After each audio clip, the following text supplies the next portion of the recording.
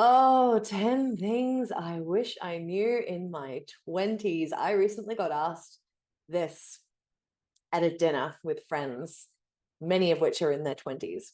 And as I approach 37 this year, I was a bit thrown by the question because, of course, we know that if we went back and had a chat with our younger selves, we probably still wouldn't have listened. And it was really fun to reflect on and to ask myself, well, what are some things that if I'd known in my 20s, I might still have been useful. And I know those who are in their 20s and are learning these things now are allowing them to be very useful and getting results and creating the things that have taken me a decade to create a lot sooner. And so I thought I'd share them with you today. So, first of all, number one, whatever you go after in life,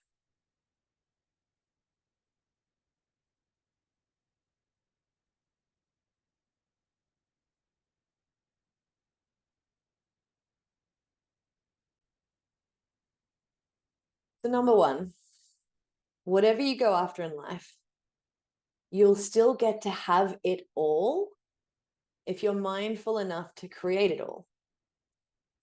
I wish I knew it's okay to know some things that you want for sure, but also not be as sure about others. To know what you know and know what you don't know and stand by it. For example, I was sure throughout my early 20s and all throughout that I wanted a relationship. I wanted to travel with my partner, to build a beautiful connection together and one day build a life and a home and a family. I wasn't sure what I wanted to do for a career. And I was constantly challenged with others' opinions that I should just have fun with men and don't take relationships so serious and don't, you know, tell people that you want a relationship or that you want marriage or kids. Like that was other people's advice who potentially didn't know what they wanted in that area, even though I did.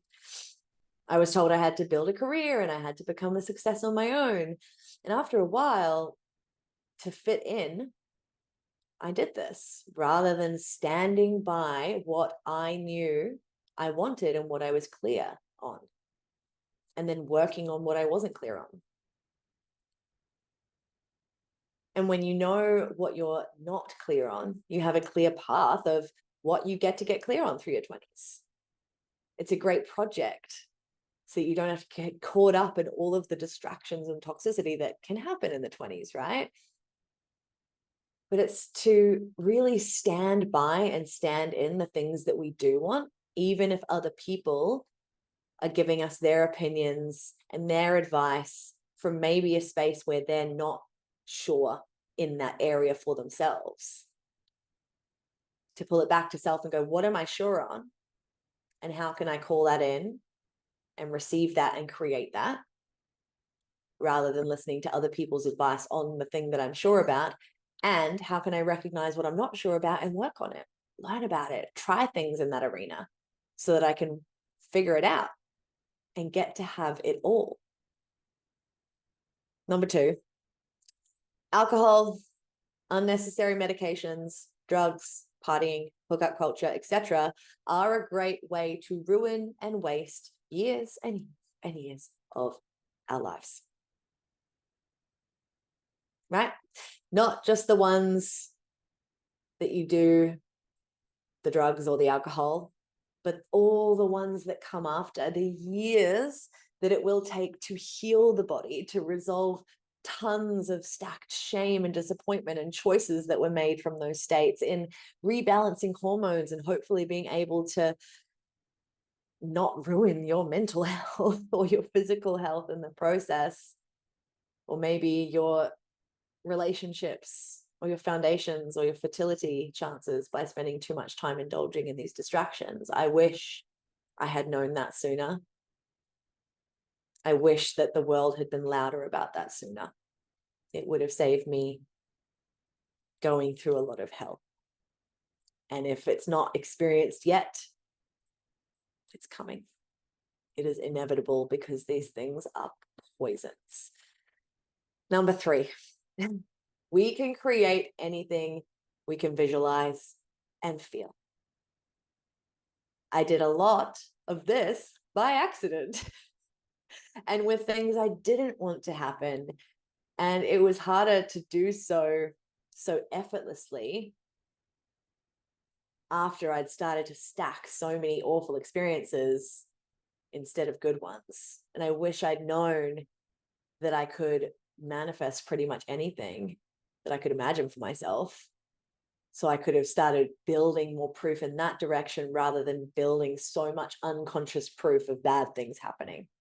Because we can change and evolve and transform the programs that we have, the experiences that we've had, and the choices that we make that either create the life we want or don't. We can change them anytime. And it can be a little bit more work once you're in your 30s and you've stacked 10 years of bad decisions and unconscious manifestation and creation of things that we don't want that you're working up against, right?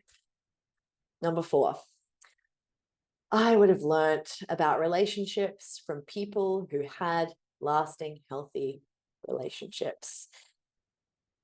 Single friends might seem to have great advice, but the sad reality is friends will almost always mirror back to us our own voiced doubts and fears rather than to encourage us to pursue a relationship and do the uncomfortable work that it takes to communicate in a relationship instead of with everyone else. Single friends will also unconsciously steer us away a lot of the time from having a relationship if that will mean that they lose time with their friend or attention that they get from us or whatever else they might be getting from you. So I wish I'd known to only take relationship advice from people who have long-lasting relationships, or at the very least, have an incredible relationship with themselves and a track record for helping people build amazing relationships, aka a professional who's been trained by the former, the people who have had lasting relationships.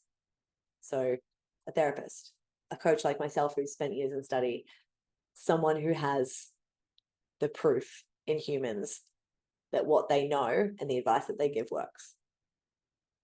Because I sabotage so many great things because I listened to and actioned very offhanded advice or fear and avoidance of the uncomfortable based advice from either single friends or friends who are in unhappy relationships and didn't maybe want to lose the connection that we had or lose the attention that I would give them or whatever else it was. And it's not conscious, it's not malicious at all. It's quite mostly unconscious.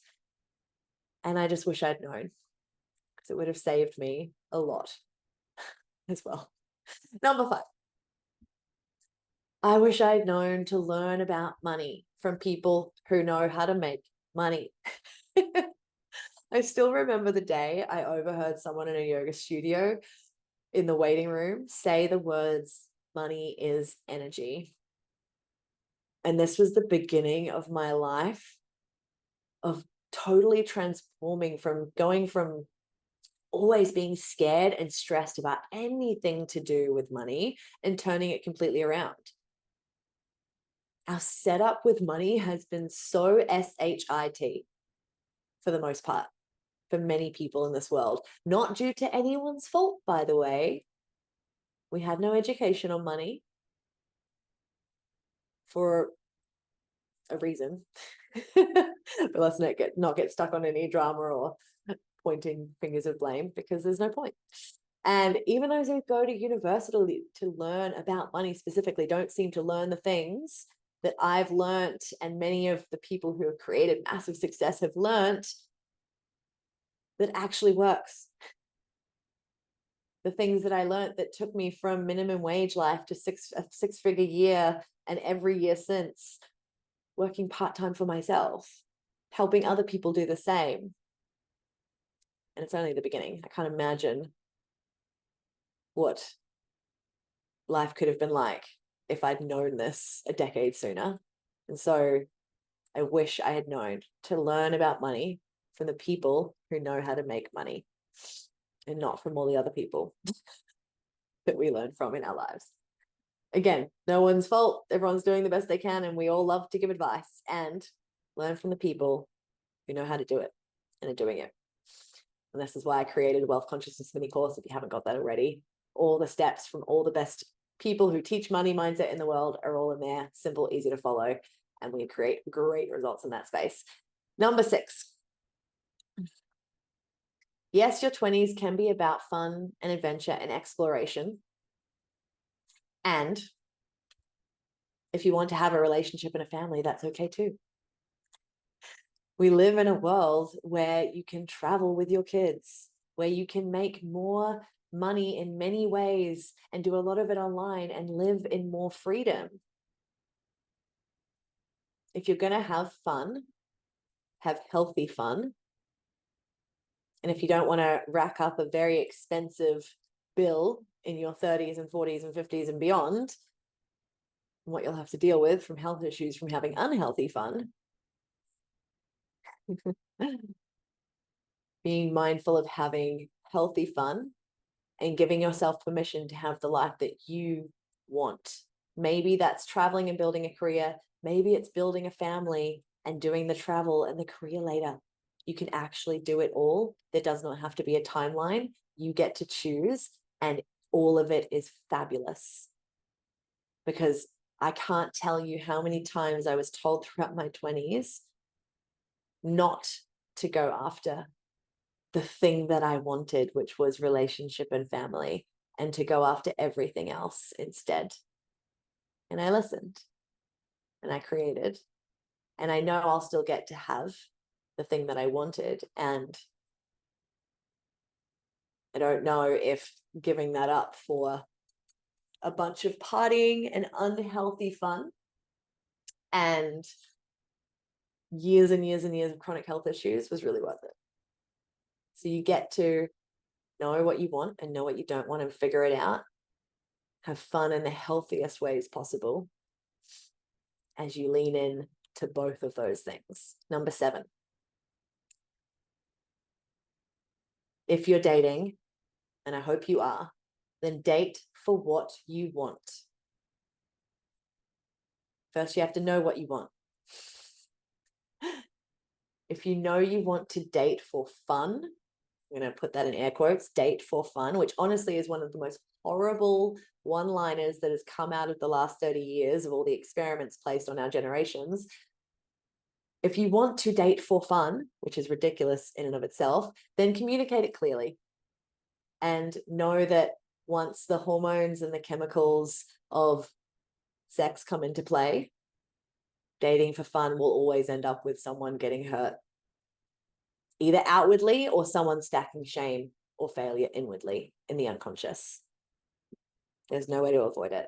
And I don't think we've even scraped the surface of how much the encouragement of dating for fun and hookup culture has had on our generations yet. We haven't even seen the tip of the iceberg yet, right? So if you're going to do those things, communicate it clearly and know that it's probably not going to end well, either consciously or unconsciously, and unconsciously always comes to the surface or creates sickness in the body. If it's fun that we want, then my loves, there are plenty of things you can do to get a hobby, to travel, to, if you really want sex, pick up a drunk person in a bar who's currently choosing to be that role, right?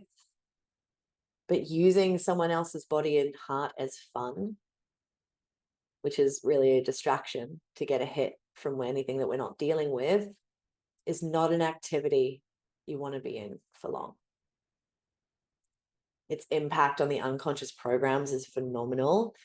And as I said, I don't think we've even started to see how bad it's become and how much it's impacting relationships, health, and our society.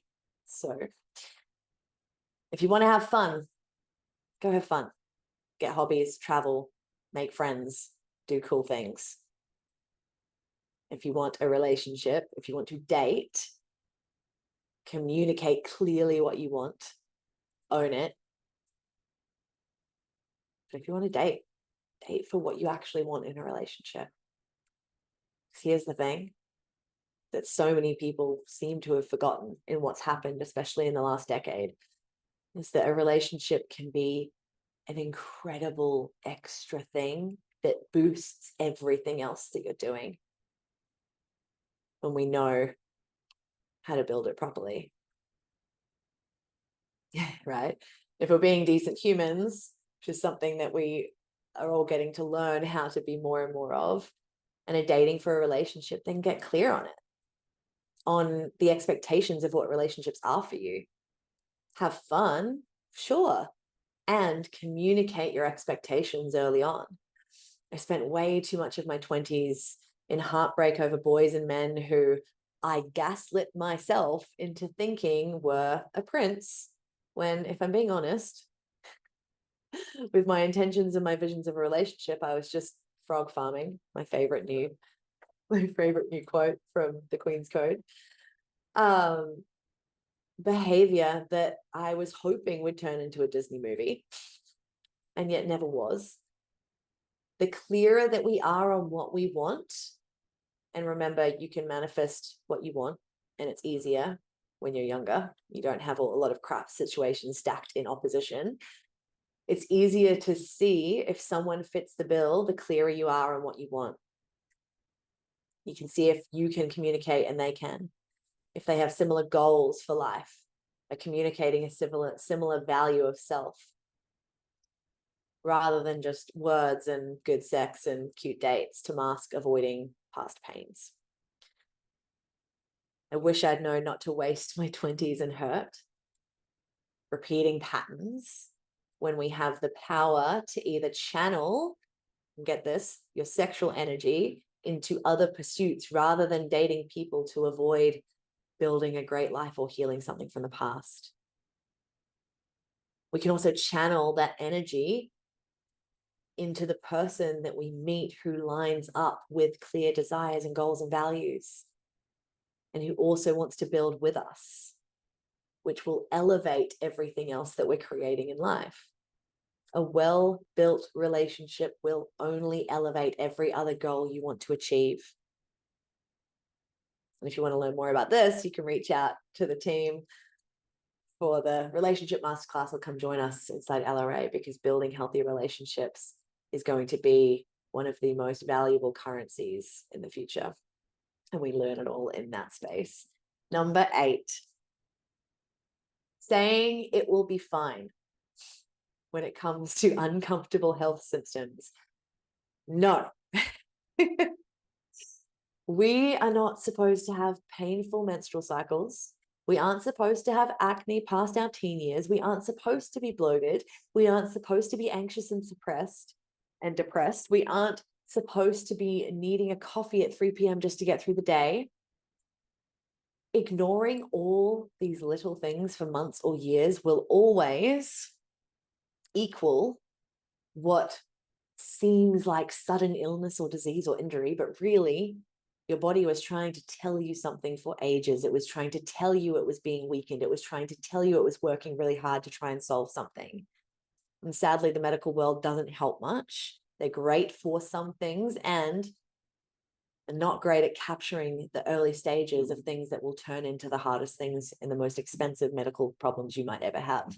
So I know I wish I had listened to my mother and eaten better foods, drank more water, reduced the booze ASAP, taken supplements and gotten off medications, and started learning how to decrease stress in as many ways as possible.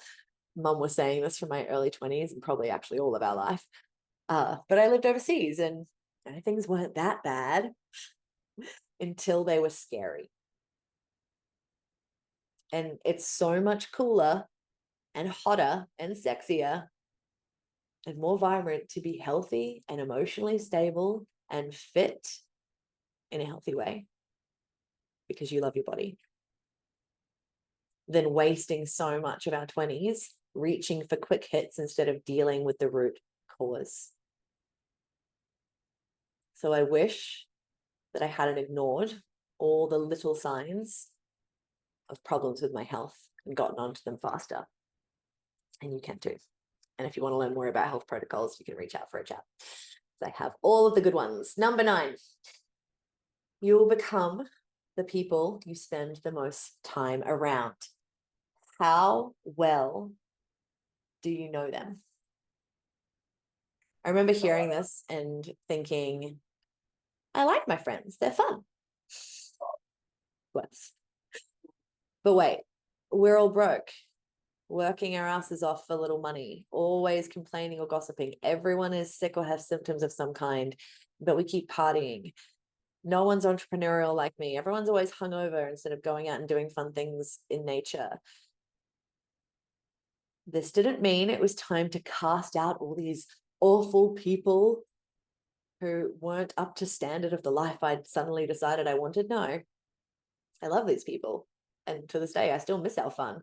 And I had to start getting clear on who I wanted to be and finding more people who were the embodiment of where I wanted to go. And in the beginning, this had to be online at first until I learned and applied enough of this work that I started energetically bumping into and meeting and connecting with more people like that in the real world, because they're everywhere. But you'll only see them when you start actually stepping into and embodying that. And if you can't choose to be around people who have the outcomes that you want in your physical reality, this is the beauty of the age of information, where we can access people and communities and masterminds and coaching groups online. That's what I did. It changed my life. And I wish I'd known it. Number 10. I wish I'd known not to take advice from people who aren't in the arena getting their ass kicked. Advice from anyone not in the arena getting their ass kicked too is invalid advice. They'll still give it. You can smile and nod and go and do what you were called to do anyway, and learn from those who are in the arena, who are leaning into discomfort, who are going down the uncomfortable, unknown path, who are getting their ass kicked, but they're achieving goals because of it. I wish I'd known you will never be criticized by someone who is doing more than you, someone who is happier and more successful than you are. And you will be encouraged to slow down or gossiped about by those who aren't happy, who aren't on a path to success as you are and will be. Don't take it personally. Again, smile, nod, and go get in the arena and kick some ass and create all the realities that you can imagine, because you can. This has been fun. A trip down memory lane, 10 things I wish I'd known in my 20s. And I'm glad for all the hell I went through so that I've been able to create ways for you to get there faster. And if you want my support to create the mindset and life blueprint to shift your reality and create the success and happiness that you know you're here to have, then come and join the community in the Lovely Radical Academy. You can apply or join the links below, or email support@lovelyradical.net if you need to set up a personalized payment arrangement. And until next time, choose it, create it, and enjoy it. If you need help with this, I'm excited to meet you inside LRA.